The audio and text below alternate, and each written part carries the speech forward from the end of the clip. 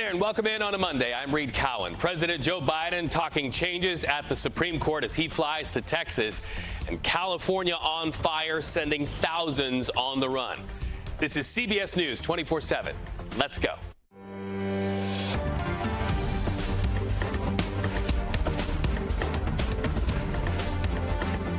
Let's start off in Northern California and the biggest wildfire burning right now in the United States. You are looking here at this video of the Park Fire. It's about 90 miles away from the California state capital of Sacramento. In just a few minutes, we'll take you to the fire lines. Our live feed's also taking us to Texas, where President Joe Biden will pay his respects to the memory of Congresswoman Sheila Jackson Lee. In fact, the president is about to leave the East Coast right now. We have video coming up of him getting ready to get out of some helicopters and get onto a plane at Joint Base Andrews. Once his flight lands in Texas, the president, we understand, will go directly to the Lyndon B. Johnson Presidential Library and mark 60 years since the passage of the Civil Rights Act. But the president's op-ed in the Washington Post is really what's making headlines today. We're talking about the president pushing for a constitutional amendment to lift immunity for presidents. He's also calling for reform at the Supreme Court. In fact, he's digging in. He wants term limits for justices, saying if presidents have had term limits for more than 7 decades, so should justices. Mr. Biden also says justices should be held to a strict code of ethics and required to disclose gifts and recuse themselves from certain cases. CBS News senior White House correspondent Weijia Jiang live right now on the stream with Weijia. The president calls this common sense, but how will this drive the narrative for Vice President Kamala Harris on the campaign trail?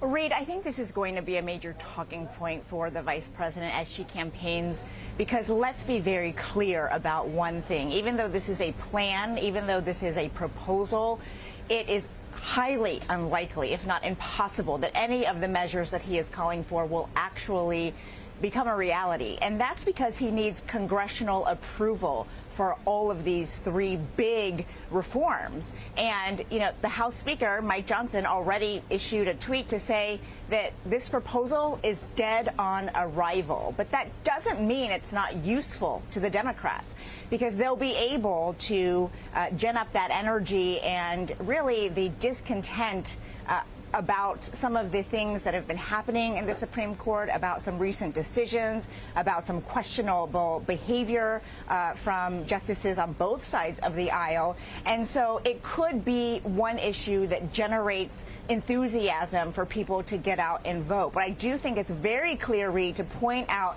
to our viewers that this is not something that President Biden can unilaterally do just because he is calling for Congress to do it. So he wants there to be an enforceable code of ethics. He wants there to be 18-year term limits. He wants Congress to ratify the Constitution so there is no immunity for presidents with regard to committing crimes when they are in office. Again, this requires, in 2 cases, a new law, legislation, in another case, ratification of the Constitution. So whatever you're talking about the need for lawmakers to be on board with it.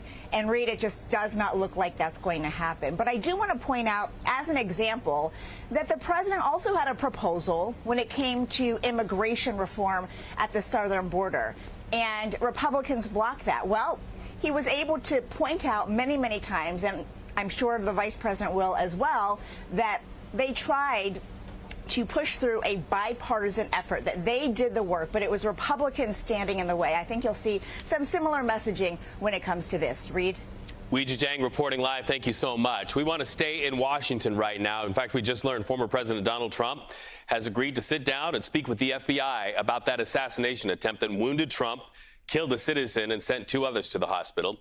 CBS News congressional correspondent Scott McFarland live. Scott, the president giving what the FBI calls a standard victim interview. What more can you say about that FBI briefing today? Potentially the most famous victim in FBI history and potentially the highest profile victims interview the FBI's ever endeavored upon.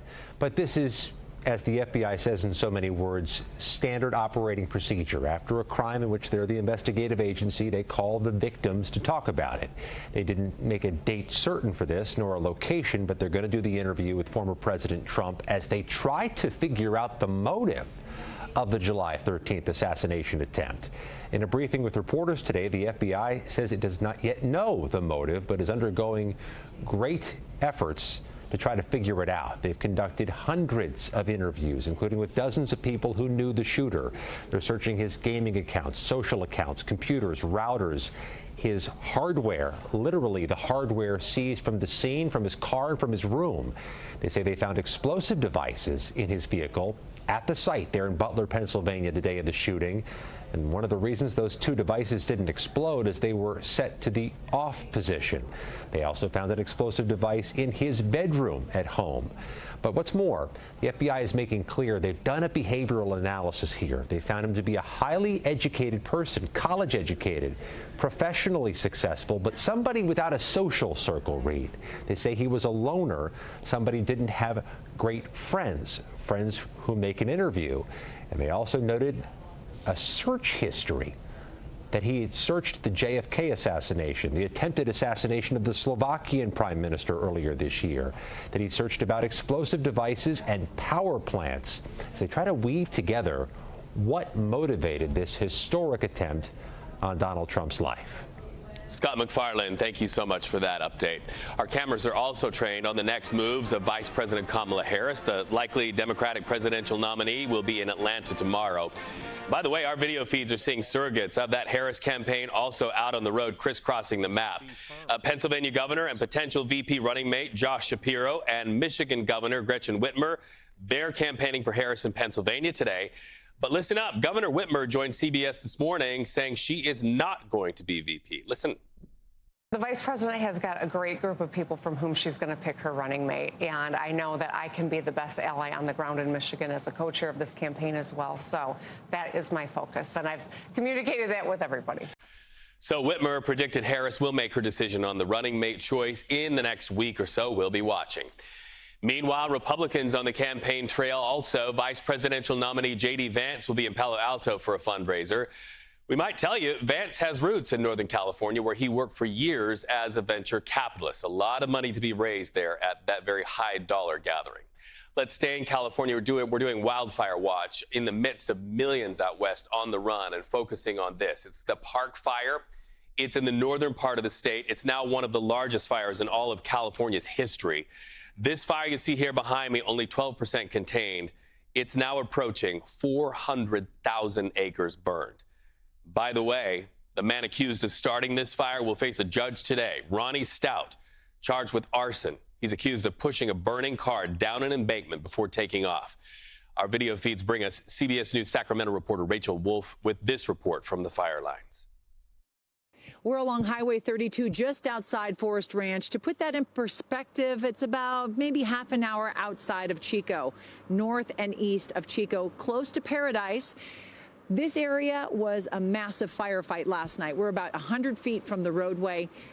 It's all under mandatory evacuation. And this morning when we arrived, there were hand crews that were working this entire area to stop the fire from jumping Highway 32. It's done that a couple times before, but we're on the canyon side. Big Chico Creek is below us. That's leading to Upper Bidwell Park where the fire started. So it's basically ripped up this canyon, and all of the homes along here have been threatened. And they have done an excellent job. So you can see the hose line here as I'm walking up. You can see little stumps that are smoldering. Every once in a while we'll hear a tree falling. We'll hear a crackling sound and a tree falling, and it's smoky. So the good news is the fire is out. It is still hot. So when I come over here and I stand right here, you can feel that heat coming off the ground. 370,000 acres, the sixth largest wildfire in California history. We don't want to be number 5, but we keep moving up the ladder because the winds have been so strong. There's one thing that I have to say right now is it's still. You don't hear any wind in the trees, and there's a lot of moisture in the air, and it's cooler. These are all important factors that are helping firefighters beat this blaze. Today, a pivotal day, hoping that they can get more than 12% containment and protect even more structures as the firefighting efforts of CAL FIRE and dozens of other agencies all across the state partner together to try to keep this fire at bay. Back to you. Rachel, thanks. Quite literally on the fire line with smoke at her feet. Look at this. Also off the monitor is the story of people in the state of Oregon on the run from fire. More than 30 fires across that state, including a mega fire called the Battle Mountain Complex. More than 172,000 acres chewed up and charred. Containment, we understand, only at 8%. But, you know, Zoe, we bring you in to talk about the fact that it is smoky out there in many parts. Oh, yeah, it's very smoky, and the heat is not going to be great across the central United States. But for the West Coast, the places that are dealing with the wildfires, at least the heat is not as unbearable today and into tomorrow. But you do notice that smoke, it's going to be making its way across the northern parts of the United States, and it will continue to wrap around this area of high pressure that is going to bring some very excessive heat across the central United States. And look at those strong southerly winds. That is bringing in Gulf moisture, and very humid conditions are expected down there. So if we take a look at that area of high pressure that is set up on the ground, it is pretty crazy to see the area of high pressure, those rotating clouds, and again, all of the sunshine, all of the heat continues to build down across the central United States. It's all coming in from the Gulf, and it is going to continue to bring us quite a lot of heat, but it's not necessarily record-breaking heat that we're worried about.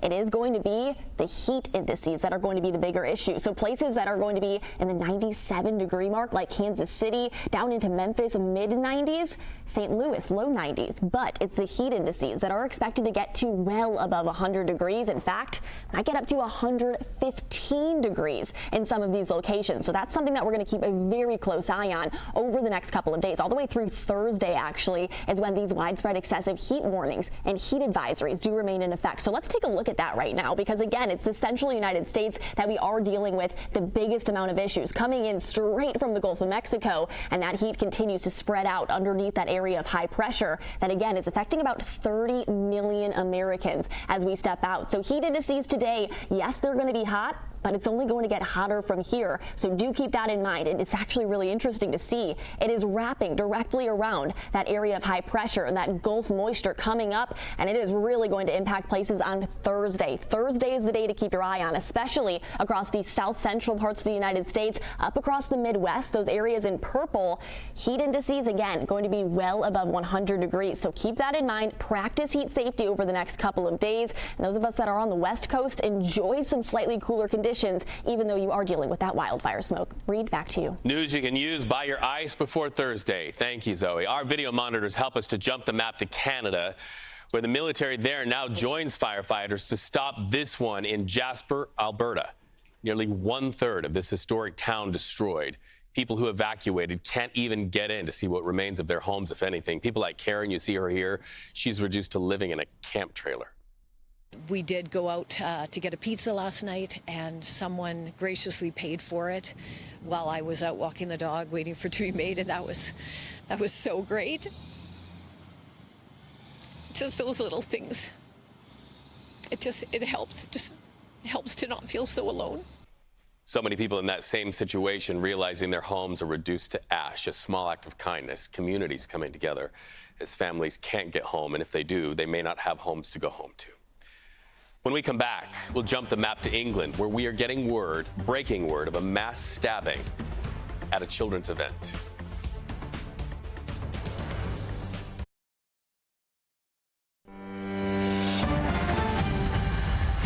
Our live feeds bring us to Houston, Texas, where the body of the late Congresswoman Sheila Jackson Lee lies in state at Houston City Hall. President Biden, by the way, will be there to pay his respects. And then later in the week, Vice President Kamala Harris will also attend a celebration of life at a service that happens Thursday. Here's Houston's mayor paying tribute. This is a celebration. God does not allow us to choose when we lose a loved one, a friend, or a colleague. But he does allow us to celebrate their life and pay our respect and honor them. Jackson Lee served in Congress for nearly 30 years and helped lead federal efforts to protect women from domestic violence and get Juneteenth recognized as a national holiday. She died at the age of 74 after losing her battle with pancreatic cancer. Let's jump the map now to Iowa and a national headlines coming off of our video monitors. That state's strict abortion ban takes effect today. The law bans abortions after doctors detect a fetal heartbeat, which is usually around 6 weeks, and before many know they're even pregnant. Last week, the state Supreme Court denied a Planned Parenthood request to rehear a challenge to the law. Iowa's law does have limitations, limited exemptions for cases of rape, incest, and medical emergencies. Our video monitor is also showing protesters across the country calling for justice for the Illinois woman shot and killed by a sheriff's deputy after calling 911 asking for help. Those protesters named yesterday as a national day of mourning for Sonia Massey. You can see here mourning and outrage over that shooting, and it really only intensified when authorities released body camera video. Deputy Sean Grayson, who fired that fatal shot, says he is not guilty of the murder charge he now faces. Well, our video monitors bring us developing news out of New York State. A mass shooting and a killing of one injured 6 others. Now Rochester police have a manhunt on their hands. This happened at a park event Sunday evening during some sort of a party. Our crews were there just after the gunfire and heard from the people who heard the pops. Looking out the window, this whole park, which was full of people, is now running for their lives. I had people hiding behind cars, my car, hiding behind a couple other structures, jumping my fence, crying, just pure terror. Well, we looked out the front window, and there were 2 kids here by our front porch with guns drawn. So, it's kind of like, okay, now what? Now what, she says. Well, police hope the community will help them find out if there was one or maybe more than one shooter. So far, answers are not there. In New York City, police on the hunt for a suspect in a shooting outside of a migrant shelter. 1 person killed, 2 others injured. In fact, our partner is there on the air covering this story. Let's listen in. A developing story, 3 people shot steps away from a migrant shelter on Randall's Island. One of them has died. Lisa Rosner is live from Field 71 on Randall's Island with more details. Lisa. Well, Cindy, this is still an active scene some 9 hours after this happened. The area right under the highway leading to the RFK Bridge. And it appears there are 2 areas police are investigating. One of them, as you can see, is this field behind me. This grassy area is where police marked 12 bullet casings, and then a couple 100 feet away, the 13th bullet casing near a park bench with a barbecue grill and a Corona box. This happened around 3:30 this morning, and people in the area say there was a gathering here related to Venezuela's elections of a new president. Police sources say a male shooter fired into the crowd, and this was retaliation for an earlier robbery, but it's not clear who was the intended target. It's also not clear if the victims are migrants staying at the shelter nearby. Police say the person who died is a 44-year-old woman who was shot in the face and back. The NYPD says the other 2 shooting victims, a man and woman in their early 30s, are in stable condition at a hospital. The shooter is still at large. Police sources say this person fled in a vehicle. The investigation is ongoing. Live in Randall's Island, Lisa Rosner, CBS News, New York. When we come back, we'll take you overseas to England. Word of a mass stabbing, and children reportedly are victims. We'll be back in just a moment.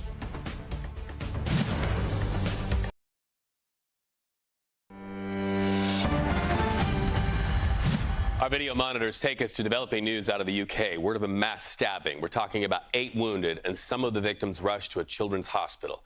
That's where we find BBC News correspondent Elaine Dunkley. Elaine, what happened, and tell us about the victims.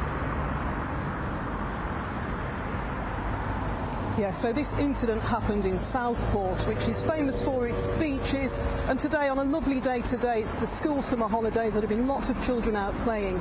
But what faced emergency services was a horrific scene. This incident happened at about 10 to 12 today on Hart Street in Southport. And what we understand is that there were children at a dance class for the summer holidays, a holiday activity club.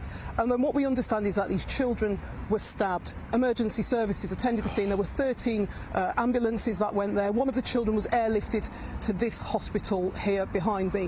What we don't know is the specific ages of the children, but we understand they were primary school children. So that dance class, it was a Taylor Swift yoga class, was for children aged between 6 and 11. And we understand that 8 people were stabbed. And we understand that the likelihood is that they were girls at the dance class. That's what witnesses have told us. And witnesses who were there described the most horrific, grim scene of children running around covered in blood, mothers crying.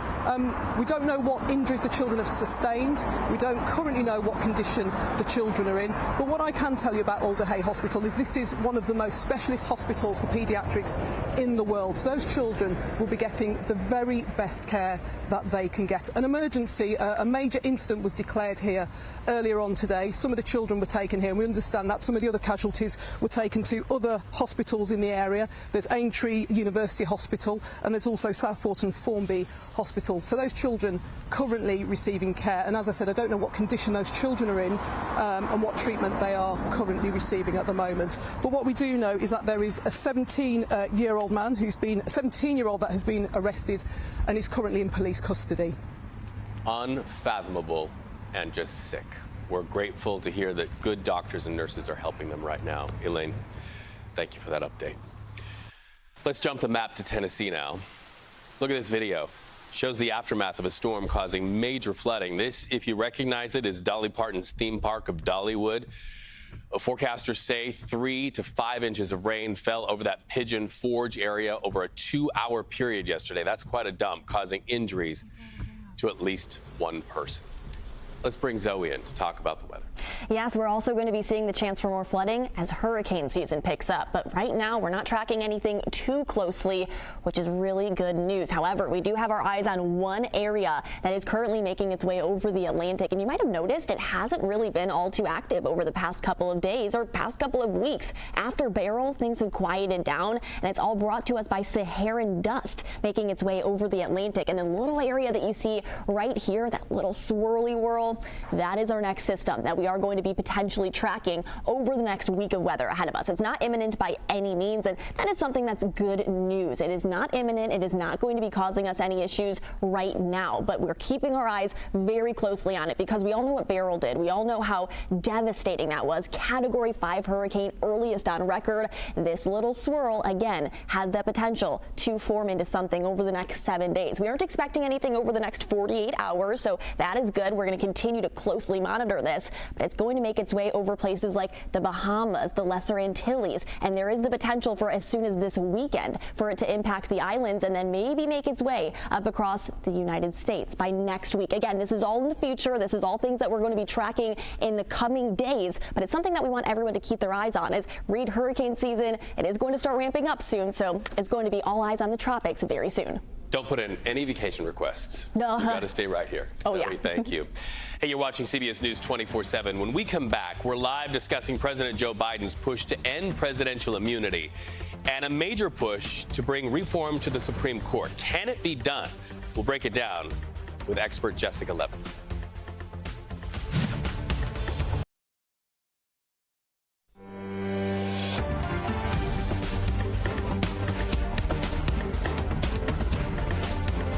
CBS News 24/7, keeping our promise to you. When we see it, you're going to see it. Our video feeds just caught this video. President Joe Biden on his way to Texas. The president is now in the air as we speak. You see him stepping off that helicopter. From there, it was Air Force One. Once that flight lands, the president will go directly to Lyndon B. Johnson Presidential Library, where they are marking 60 years since the passage of the Civil Rights Act.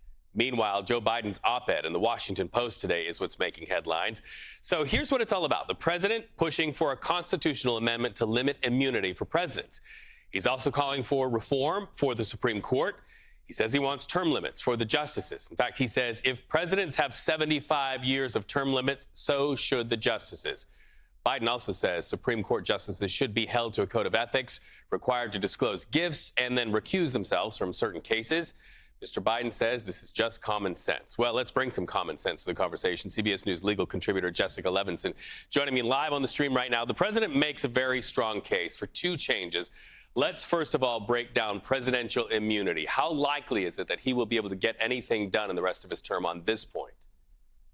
Well, none of this is likely, let's be honest, not just this term, but frankly, next term as well. And when we're talking about a constitutional amendment, which is what he's suggesting to overturn the Supreme Court's recent decision in the presidential immunity case, that is a very difficult road. And it's supposed to be. It's supposed to be difficult to change our federal constitution. But we're talking about needing the type of consensus that we just haven't seen in decades, frankly. So none of this is realistic, but all of it is important to have a conversation about the current Supreme Court.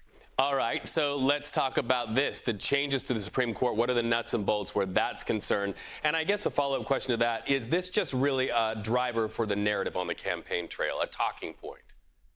So I'm going to go with door number 2 first, in the sense that I think this is a talking point. Now, this is, however, something that President Biden talked about at the very beginning of his term. He put together a commission of some of the nation's experts on the Supreme Court. They put out a report, and then nothing happened, and nothing has happened for about 2 to 3 years now. Now, I think that the politics and the election cycle and all these things have collided, and President Biden is now seriously talking about this. But let's discuss term limits for a moment. Now, it's not even clear that this can be accomplished through the legislative process. There's an argument that you need a constitutional amendment for this as well. And I don't think that the political will is there. All of this is a push by Democrats and progressives who are very upset with current Supreme Court case law and decisions and the behavior of some Supreme Court justices. But term limits has political and legal issues. An ethics code has political and legal issues. There are separation of powers concerns when we're talking about the legislative branch and the president saying, we are going to mandate a code of ethics that applies to the top of the judicial branch.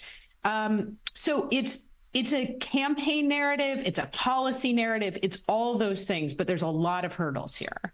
Bottom line, can't start the car until you build the engine. Jessica Levinson, thank you so much for that perspective today. We appreciate you. Hey, our cameras also trained on the next moves of Vice President Kamala Harris. She is the likely Democratic presidential nominee. She'll be in Atlanta tomorrow. Keep in mind, Georgia has 16 electoral votes that Harris needs to win. Meanwhile, Republicans continue working to raise money to win the White House. We're talking about a push in Silicon Valley where the Trump campaign is going to be working very hard to collect some checks into their campaign coffers. In fact, Republican vice presidential nominee J.D. Vance, he'll be in very wealthy Palo Alto for a fundraiser at a private home. Keep in mind, Vance has deep contacts there. He used to work in Silicon Valley as a venture capitalist. We want to show you this video on our monitors in California. Look at this. This is showing the explosive impact of the largest wildfire burning in the entire United States. I'm literally standing in the midst of that burn scar there. This is what remains in that part of California called the Park Fire, about 90 miles away from California's state capital of Sacramento. This fire is a monster, and right now we can tell you it's approaching nearly 400,000 acres burned. Firefighters say despite their best efforts, they only have it 12% contained. We want to listen right now to this fire behavior expert explaining why this fire in particular has been so explosive. On the west side of the fire, on branch 5, branch 10, and portions of branch 12, there's abundance of grass. The grass crop in here hasn't been seen for years. There's lava rock all over the place. The lava rock makes it slow progress for us to get in there and cut line. Moving over the top in branch 12, branch 15, and branch 20, we're getting into more of a brush and timber component. Inside of that timber, there's a ton of dented down, big piles of logging slash, just a high fuel loading there to help the fire create significant growth. Down into branch 25, we then transition from the timber to the brush and get back into that grass and that abundant grass crop. So hot and a lot of fuel out there. He doesn't have a lot of comforting news for firefighters. They are facing winds that are now blowing embers. Zoe, let's talk to you about that. Wind is definitely the worst enemy of a firefighter next to the actual sparks and fire. Oh, yes, and the air quality is just absolutely awful. And you can see all of that smoke. It is just pouring, billowing out of the fires that are ongoing all across the West Coast. And those fires and those wildfire smoke that comes along with it is continuing to travel up across the northern parts of the United States. So even if you're not seeing a wildfire around you, you likely are going to be seeing some sort of wildfire smoke. And you might be noticing, why is it leaving out the southern part of the United States? Well, it's all rotating around this area of high pressure, and it will continue to rotate and bring even places like North Carolina that wildfire smoke. That's how widespread this system is going to travel. And we are going to be seeing that area of high pressure, not bringing wildfire smoke only, but also bringing heat across the central United States. Those high temperatures are going to be very hot, as again, it's all revolved around this area of high pressure that is setting up across the central United States. You can kind of see the clouds that are rotating around me, and it's allowing, again, more heat to build, and those southerly winds coming in from the Gulf is bringing a lot of moisture, and that moisture will continue to push up across the United States. And moisture combined with heat is not a winning combination. Unfortunately, the heat is going to continue to build in places like Kansas City, St. Louis, where heat indices are going to be the biggest issue. So yes, temperatures are in the mid to upper 90s. That's not record-breaking by any means, but it's our heat indices that are expected to get up to 115 degrees. It is going to be unbearable, even just stepping outside through today, tomorrow, all the way through Thursday. This heat is going to continue. So if we do take a look at how long the heat's going to stick around, again, widespread heat advisories, excessive heat warnings in effect all the way through Thursday, and it encompasses a lot of the central United States. And again, it's not expected to be record-breaking high temperatures, but it's record-breaking excessive heat that we'll be dealing with because of the heat indices and the humidity. So again, today, it's wrapping around that area of high pressure, but what also we're seeing is a little bit of severe weather around the outside band of that high pressure. So that's something that we're also tracking: the heat, the smoke, and the chance for severe weather as we step out today. Tomorrow, that heat will only continue to build as that high pressure system gets even stronger. And then by Thursday or Wednesday, that's the day that our eyes are all going to be on. And this heat, again, is going to continue through Thursday. Those areas in purple, all the way from the south coast of the Gulf all the way up to the Midwest, and even including some of the Great Plains states. This is going to be a big issue again through the mid to later parts of this week. So heat safety is easily going to be top priority out there. Reed, back to you. All right, thank you. Our video monitors help us jump the map to Canada, where the military now joins in the fight against this fire in Jasper, Alberta. Carter Evans reports from that part of the world. A chilling reality. Nearly 1/3 of that historic town is now destroyed. Well, Jasper is one of the most famous national parks in Canada. It is known around the world for its breathtaking natural beauty. An estimated 400,000 Americans visit here every year. But this roadblock right now is about as close as people can get. The town of Jasper is still considered a disaster area. Now, none of the 5,000 residents have been allowed to return home. But firefighters took us downtown to see the devastation and how much they were able to save. Now, firefighters say a wall of flames about 300 feet high was approaching the town, but they had practiced for this, so they were safely able to evacuate 25,000 tourists and residents. They also saved critical infrastructure like the hospital and schools. But aside from a few hotspots right now, the fire in Jasper is pretty much out. But about 1/3 of the buildings in the town were wiped out. The mayor, the fire chief, and even the local incident commander on this fire lost her home. You knew your neighborhood was burning, but you also know, being right down the block, that there was nothing you could do to save it. I knew that our firefighters that were out there were trying everything they can. And I think, for residents who may be wondering, how come my house wasn't saved? It's because they saved the infrastructure that will allow the rest of town to come back in. So our wastewater treatment plant, for example, took 3 years to build. There is still no timeline for residents to return to Jasper. That fire is still burning deep in the surrounding forest, and we're told it could be 3 months or more before they're able to get it under control. Carter Evans, CBS News, Hinton, Alberta. Carter, thanks. From hero firefighters to hero scouts in the sky. Our Eye on America series, when we come back, showing news from your communities, people finding solutions and making a better way forward.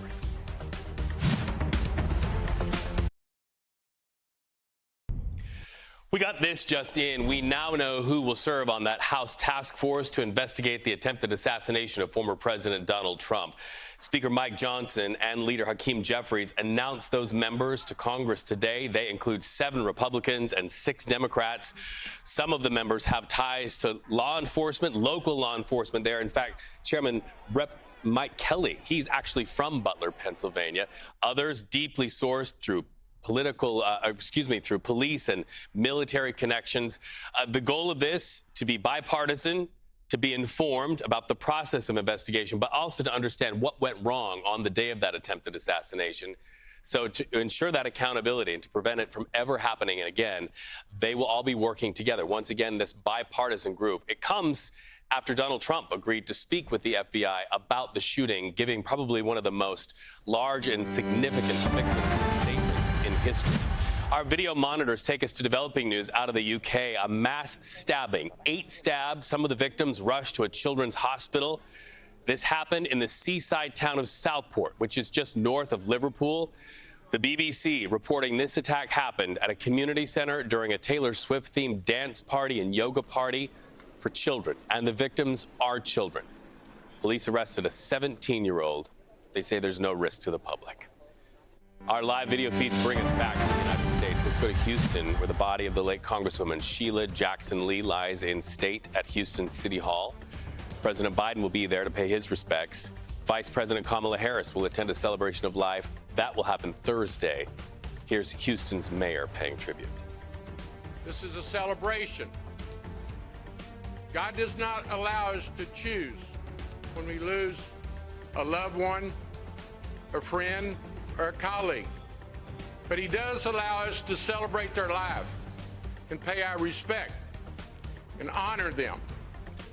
Honoring a legacy for sure. Jackson Lee served in Congress for nearly 30 years and helped lead federal efforts to protect women from domestic violence and get Juneteenth recognized as a national holiday. She died at the age of 74 after losing her battle with pancreatic cancer.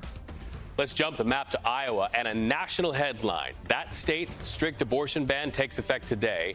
That law bans abortions after doctors detect a fetal heartbeat. That's usually around 6 weeks, and doctors say that is quite a while before some even know they're pregnant. Last week, the state Supreme Court denied a Planned Parenthood request to rehear a challenge to that law. Iowa's law does have limited exemptions for cases of rape, incest, and medical emergencies. Our video monitor is now showing protesters across the country calling for justice for the Illinois woman shot and killed by a sheriff's deputy after she was the one who called 911 asking for help. Those protesters named yesterday as a national day of mourning for Sonia Massey. Outrage and heartbreak over the shooting only intensified when authorities released body camera video. Deputy Sean Grayson, who fired the fatal shot, says he is not guilty of the murder charge he now faces. Our video monitors also take us overseas now, where Israel pledges Hezbollah will pay a heavy price after they say that militant group attacked the Israeli-controlled territory of the Golan Heights.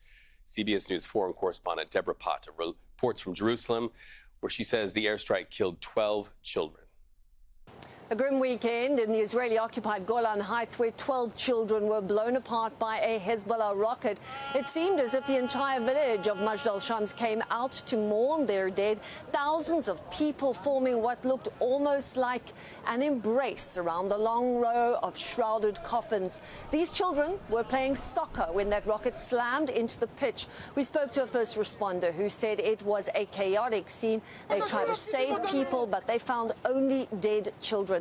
Israel and Hezbollah have been trading fire since October 7, but it's feared this escalation could trigger all-out war. The U.S. has called for restraint, even as Israel vows retaliation, warning there will be a price to pay, without providing any details. But backed by Iran and with its massive arsenal of missiles, Hezbollah is a far more formidable foe than Hamas in Gaza, where Israeli military resources are already stretched thin after nearly 10 months of fighting. And in Gaza too, tragic scenes over the weekend as the Israel Defense Force issued more evacuation orders. People are exhausted and furious. One woman told our team on the ground this is the 5th time that they've had to move. The United Nations says that now only 14% of Gaza is not under evacuation orders, leaving people destitute, homeless, and completely out of safe options to run to. Reed?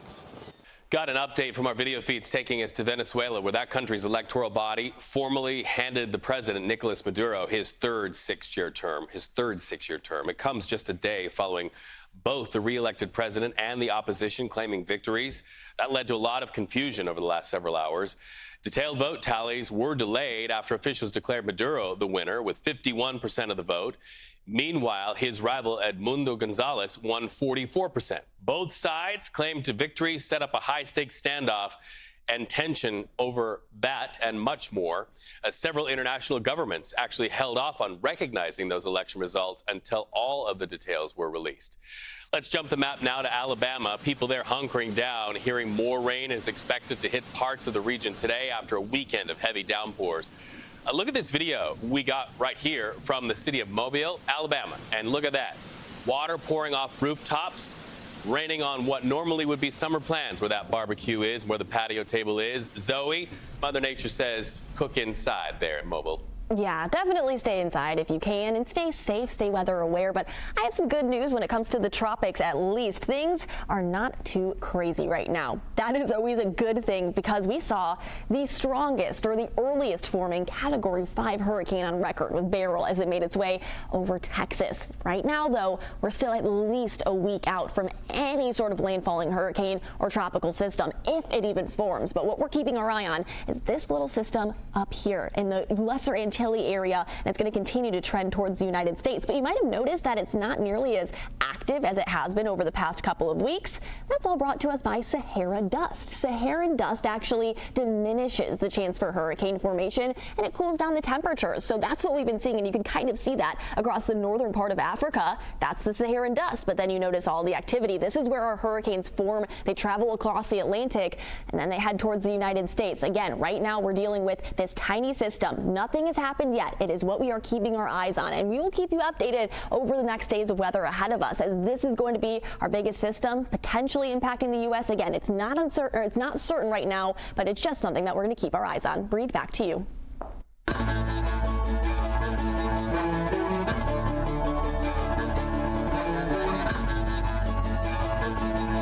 We have our eye on America on Monday as we keep our promise to you to tell your stories in your communities. Well, today we take you to New York. Tony Aiello with CBS New York reports the scouts you see here are ready for anything, and it was a readiness that came in handy on a cross-country flight. Watch. The Scout motto is to always be prepared. When 16-year-old Ariel Yaron was 11, his mom took this picture as he learned CPR, cardiopulmonary resuscitation.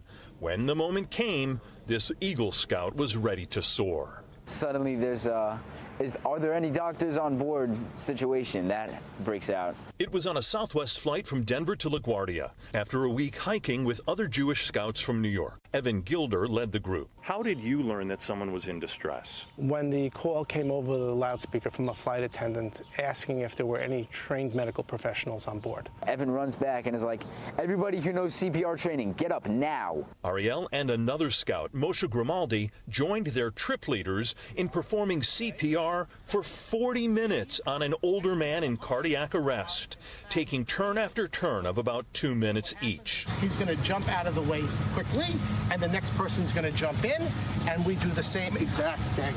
Eventually came word. All right, we're good. There's a pulse. He should be okay. Gilder says the scout helpers were remarkable. They didn't waver at all, not for 1 second. They stepped up. I'm honored to have been able and been there at the right time to do this mitzvah and to help the man. An adventure out west that continued on the trip home. Tony Aiello, CBS 2 News. To the Paris Olympics now, and right now Team USA and France are leading the medal count in tennis. Novak Djokovic showed his rival Rafael Nadal no mercy. Djokovic beat Nadal in the second round of the Summer Games in what could possibly be their last head-to-head match. Maybe some history made. There's word Nadal could close to retirement very soon. And a calf injury not slowing down Simone Biles. She's dominating at the Olympics, putting her and Team USA in first place before the women's gymnastics finals. Biles tweaked her left calf while warming up yesterday, but the gymnastics star is in the lineup for all 4 events tomorrow night. We can just call it Simone's night. That's it for us at CBS News 24/7. We appreciate you watching. You have a great day.